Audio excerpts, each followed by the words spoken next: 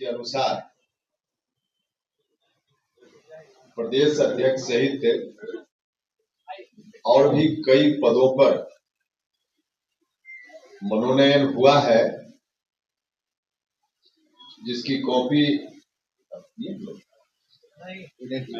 आपको दे दी जाएगी। नाम ज्यादा नहीं है, इसलिए सुन भी लीजिएगा, कॉपी भी दे दी जाएगी। जिन लोगों के ऊपर जवाबदेही दी जा रही है, आगे का विस्तार वही लोग करेंगे। साथ ही साथ पार्टी का विशेष सदस्यता अभियान भी अब चलेगा और विशेष सदस्यता अभियान चला करके प्राथमिक इकाई से लेकर राष्ट्रीय इकाई तक का विधिवत गठन पार्टी के संविधान के हिसाब से अब शीघ्र ही किया जाएगा। तारीख वगैरह की घोषणा बाद में होगी कि कब तक वह काम पूरा होगा, लेकिन आपकी जानकारी के लिए विशेष सदस्यता अभियान अब तुरंत प्रारंभ होगा और विधिवत पार्टी का गठन नीचे से लेकर ऊपर तक होगा।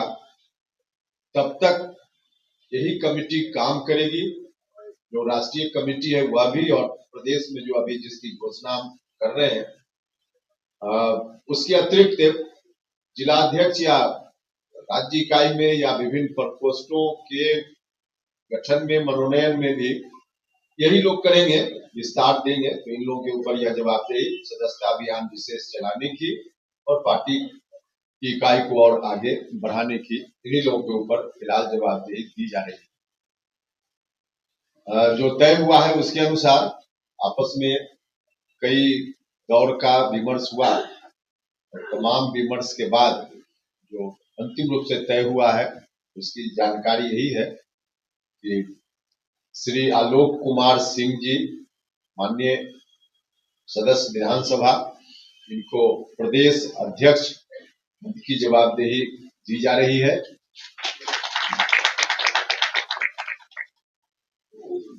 इसके साथ साथ 2 कार्यकारी अध्यक्ष बनाए जा रहे हैं इनके सहयोग के लिए।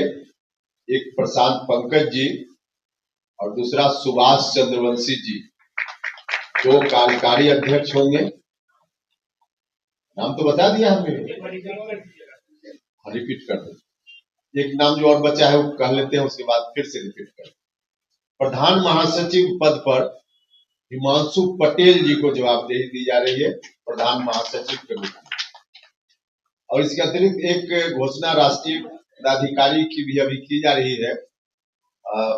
मदन चौधरी जी राष्ट्रीय उपाध्यक्ष संगठन की जवाबदेही इनके ऊपर दी जा रही है। अभी संयोजक के रूप में या प्रदेश प्रभारी अध्यक्ष के रूप में ही काम कर रहे थे, तो अब के बाद अब राष्ट्रीय उपाध्यक्ष संगठन के पद पर मदन चौधरी जी काम करेंगे। तो फिर से कहा गया कि एक बार और रिपीट कर दीजिए। तो प्रदेश अध्यक्ष आलोक कुमार सिंह जी, माननीय विधायक, कार्यकारी अध्यक्ष प्रशांत पंकज जी और सुभाष चंद्रवंशी जी, प्रधान महासचिव हिमांशु पटेल जी और राष्ट्रीय पदाधिकारी में राष्ट्रीय उपाध्यक्ष संगठन श्री मदन चौधरी जी। यही जानकारी देने के लिए आपको कष्ट दिया गया था। अब आगे संगठन का काम इन्हीं लोगों के ऊपर है, विस्तार देने का काम, सदस्यता अभियान चलाने का काम, इस काम को लोग करेंगे। फिलहाल बजट आना है केंद्र सरकार का भी और राज्य सरकार की ओर से भी। 1 तारीख को केंद्र सरकार का बजट है और संभवतः 3 तारीख को बिहार सरकार की ओर से बजट प्रस्तुत किया जाएगा। तो बजट से, केंद्रीय बजट से बिहार की काफी उम्मीदें हैं और उम्मीद जायज भी है, क्योंकि इतना बड़ा आशीर्वाद बिहार की जनता ने एनडीए को दिया है। हमारे प्रधानमंत्री जी के ऊपर विश्वास व्यक्त किया है और मुख्यमंत्री जी के ऊपर विश्वास व्यक्त किया है और प्रधानमंत्री जी लगातार बोलते भी रहे हैं देश को विकसित राष्ट्र बनाना है तो बिहार को विकसित राज्य बनाना पड़ेगा और इस दृष्टि से लगातार केंद्र का सहयोग बिहार को मिलता रहा है हर तरह से। तो फिर से इस बार बिहार के लोग उम्मीद कर रहे हैं और इस उम्मीद को, बिहार वासियों की उम्मीद को आपके माध्यम से हम माननीय प्रधानमंत्री जी और भारत सरकार तक भी पहुंचाना चाह रहे हैं कि बिहार में जो भी आवश्यकता है, दोनों जगह सरकार एनडीए की ही है, डबल इंजन की सरकार है, तो क्या क्या बिहार के लिए जरूरी है, राज्य सरकार से विमर्श से भारत सरकार के प्रतिनिधियों के साथ चलता रहता है। उसके आधार पे जो आवश्यकता बिहार में है, मालूम है प्रधानमंत्री जी को भी, केंद्र सरकार के जो प्रतिनिधि हैं उनको भी, उसके अनुकूल बिहार को हर क्षेत्र में, जिस तरह से पहले सड़क के क्षेत्र में, स्वास्थ्य के क्षेत्र में, शिक्षा के क्षेत्र में, बाकी सभी क्षेत्रों में भारत सरकार से मिलता रहा है सहयोग, इस बार फिर से मिलेगा, यह भरोसा भी है और बिहार के लोगों को भरोसा रखना चाहिए। राज्य की सरकार ने तो विशेष रूप से महिलाओं का ख्याल हमेशा रखा है। माननीय मुख्यमंत्री जी ने तो निरंतर, अभी यात्रा भी उनकी चल रही है, तो सब जगह जाकर विकास के कार्यों की समीक्षा कर रहे हैं। गरीबों के लिए, महिलाओं के लिए, युवाओं को रोजगार देने पर विशेष रूप से ध्यान है। अभी जो आर्थिक सर्वे भारत सरकार की ओर से आया है, उसमें भी विकास की दर को आगे और बेहतर होने की संभावना है, इस बात का अनुमान किया गया है। और पूरी दुनिया में परेशानी है, लेकिन इस परेशानी के बावजूद भारत आगे बढ़ रहा है, विकास कर रहा है। तो यह जो आर्थिक सर्वे से दिख रहा है, यह हम सब लोगों के लिए बहुत ही सुखद अनुभूति है और पूरा बिहारवासी, हम सब भारत सरकार के साथ हैं। विकास के मामला में हम सब लोग मिलकर साथ चल रहे हैं। तो बिहार की सरकार भी इन तमाम चीजों का ख्याल अपने बजट में रखेगी ही और भारत की सरकार को रखी रहेगी। यही बात थी। इसके अतिरिक्त कोई सवाल अभी इसी विषय से संबंधित हो तो रखिएगा, दूसरा विषय से संबंधित रखिएगा तो शायद हम बोल।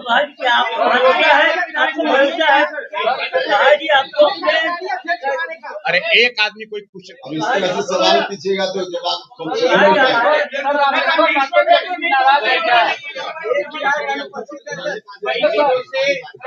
चर्चा चल रही थी कि आपकी पार्टी के जो 3 विधायक हैं, माधव आनंद, आलोक सिंह और रामेश्वर महतो, आपसे नाराज चल रहे हैं, पर 2 विधायक आपके मौजूद हैं। चर्चा आप ही लोग कर रहे थे, तो आप ही लोग चर्चा कर रहे थे, सवाल हमसे पूछ रहे हैं।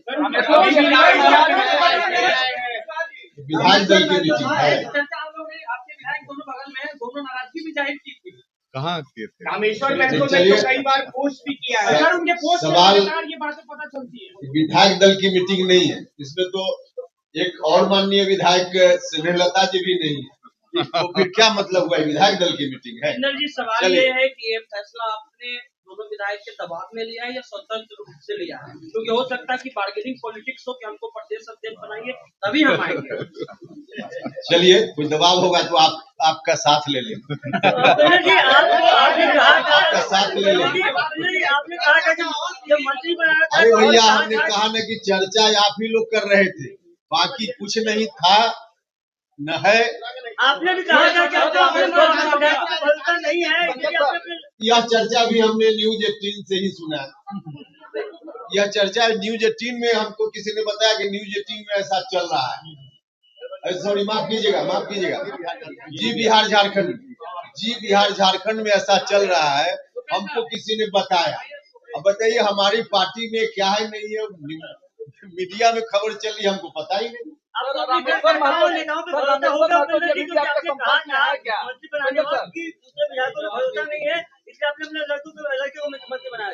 कहा ना, हो गया। इस सवाल का जवाब तो हम दे दिए उनके प्रश्न के। सर, रामेश्वर महतो जी आपके संपर्क में है?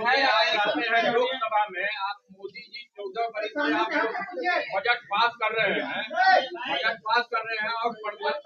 यहाँ पर पत्रकारों को मुख्य प्रधानमंत्री द्वारा सुविधा मिली थी रेल में छूट के लिए, वो उन्होंने गायब कर दिया। आप इसके लिए वैसे कहिए कि यहाँ पत्रकार पत्रकारों का कहे आप लूट कर रहे हैं जो सुविधा मिल रही थी। पत्रकारों की एक समस्या के बारे में आप बता रहे हैं, इसके अतिरिक्त और भी कोई पुरानी बात या नई बात जो भारत सरकार से अपेक्षित हो, पूरी सूची दे दीजिएगा, सब हम भारत सरकार में प्रधानमंत्री जी को पहुंचा दें।